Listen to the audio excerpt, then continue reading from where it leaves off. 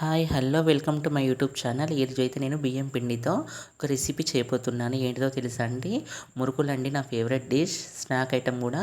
ఏం లేదంటే దీనికి కావాల్సిన పదార్థాలు అయితే బియ్యం పిండి, కారం, ఉప్పు, సరిపడినన్ని నువ్వులు, ఇంకా ఆయిల్, ఇంతే అండి. వేరే ఏం ఇంగ్రీడియంట్స్ అవసరం లేదండి.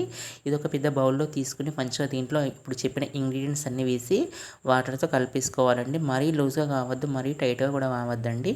అప్పుడప్పుడు కొంచెం ఆయిల్ అప్లై చేస్తూ పిండిని మనం కలుపుకోవాలండి. బియ్యం పిండితో మీరు ఏమేమి రెసిపీస్ చేస్తారో కామెంట్ బాక్స్లో కామెంట్ అయితే చేయండి.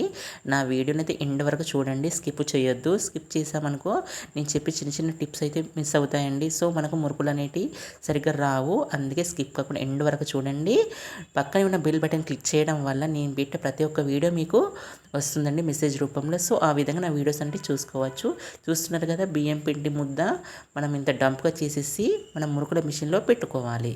మురుకుల మిషన్లో మరీ టైట్గా కూడా పెట్టుకోవద్దు, మరీ లూజ్ కూడా పెట్టుకోవద్దండి. కరెక్ట్ అమౌంట్ పడేంత పెట్టుకోవాలి. చూపించిన విధంగా చేసేసుకోండి. మళ్ళీ క్యాప్ కూడా ఎక్స్ట్రా పిండి ఏమున్నా కూడా తీసేసుకోండి, స్ట్రక్ అవుద్ది. సో ఇప్పుడు చూస్తున్నారా, మంచిగా క్యాప్ పెట్టేసుకొని దాన్ని సెట్ చేసుకోవాలి మురుకుల మిషన్ని. ఈలోగా పక్కకి ఒక పేపర్ పెట్టేసుకోవాలి.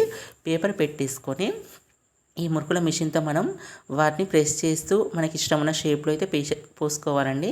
మెయిన్గా రౌండ్ అయితేనే బాగుంటాయండి, ఇష్టం ఉన్నట్టు వేస్తే బాగుండదు.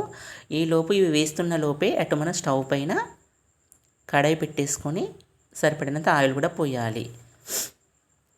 ఆయిల్ అటు వేడవుతున్నంత వరకు ఇటు మనం ఈ మురుకుల్ని వేసుకుంటూ ఉండాలండి. ఏం లేదండి, చాలా చిన్న రెసిపీ అండి. మనం బియ్యం పిండితో చాలా వెరైటీస్ చేస్తాము. ఇవి మొన్న దివాళీకి చేసాము. సో వీడియో పెట్టడం మర్చిపోయినా, సో వీడియో అప్లోడ్ చేసిన.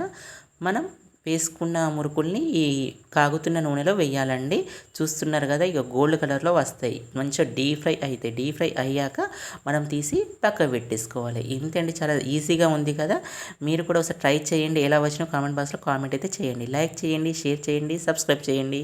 Thank you.